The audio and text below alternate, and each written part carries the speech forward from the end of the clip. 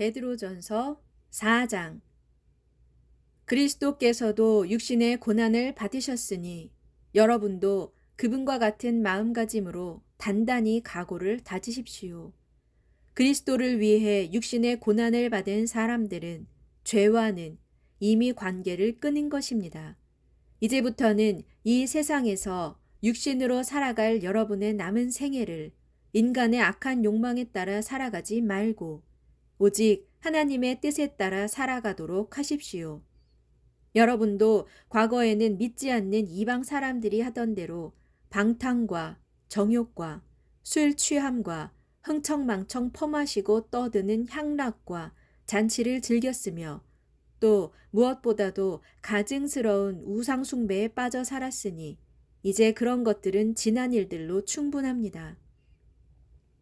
여러분의 옛 이방 친구들은 여러분이 더 이상 그런 자극적인 방탕과 쾌락에 빠져들지 않는 것을 보고 이상하게 여기면서 여러분을 욕하고 비난합니다.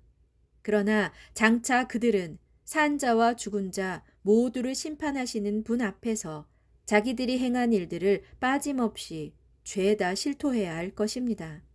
그래서 이미 죽은 성도들에게도 복음이 전파된 것인데 그것은 그들이 비록 육체로는 모든 사람처럼 심판을 받아 죽게 되었을지라도 영으로는 하나님의 능력을 힘입어 영원토록 살게 하시려는 것입니다. 세상 만물의 마지막이 가까이에 이르렀습니다. 그러므로 여러분은 정신을 바짝 차리고 삼가 조심하면서 힘써 기도하십시오. 무엇보다도 서로를 뜨겁게 사랑하십시오. 참으로 사랑은 상대방의 많은 허물을 덮어줍니다. 서로를 따뜻하게 대접하되 불평 없이 그렇게 하십시오. 여러분 각자가 하나님께 받은 독특한 은사가 무엇이든 각각 하나님의 은사를 맡아 관리하는 선한 청지기답게 서로를 섬기고 서로에게 봉사하는데 그 은사를 사용하도록 하십시오.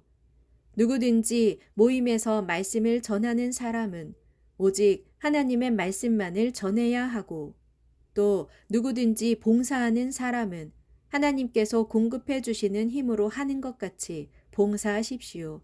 그러면 모든 일에 하나님께서 예수 그리스도를 통해 영광을 받으실 것입니다. 하나님께 영광과 권세가 영원 무근토록 있기를 빕니다. 아멘.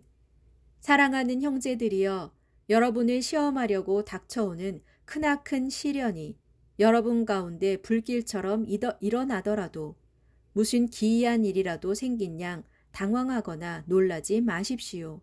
도리어 그런 시련을 통해 여러분이 그리스도의 고난에 함께 참여하게 된 것을 기뻐하십시오. 그러면 장차 그리스도의 영광이 나타나는 날 여러분은 또한 그리스도와 더불어 한없는 기쁨을 맛보게 될 것입니다. 여러분이 그리스도의 이름 탓에 시련을 겪고 모욕을 당한다면 참으로 여러분은 복 있는 사람들입니다. 영광의 영, 곧 하나님의 영광스러운 성령이 여러분 마음속에 머물러 계시기 때문입니다. 그러나 여러분 가운데 아무도 사람을 죽이거나 도둑질을 하거나 악행을 저지르거나 쓸데없이 남의 일에 참견하거나 하는 따위의 일로 헛되이 고난당하는 일이 없도록 하십시오. 그렇지 않고 다만 여러분이 그리스도인이라는 이유로 세상 사람들에게 고난을 당한다면 조금도 부끄러워하지 말고 도리어 그리스도의 이름으로 당당하게 하나님께 영광을 돌리십시오. 진실로 심판의 때가 가까이 다가왔고 그 심판은 하나님의 집에서부터 시작될 것입니다.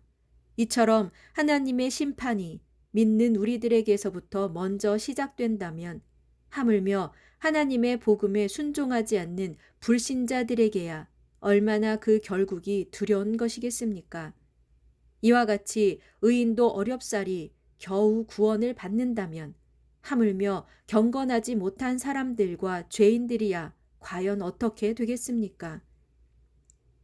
그러므로 하나님의 뜻에 따라 지금 고난을 겪고 있는 사람들은 낙심하지 말고 계속 선한 일을 행하는 가운데 자기의 영혼을 신실하신 창조주 하나님께 온전히 맡기십시오.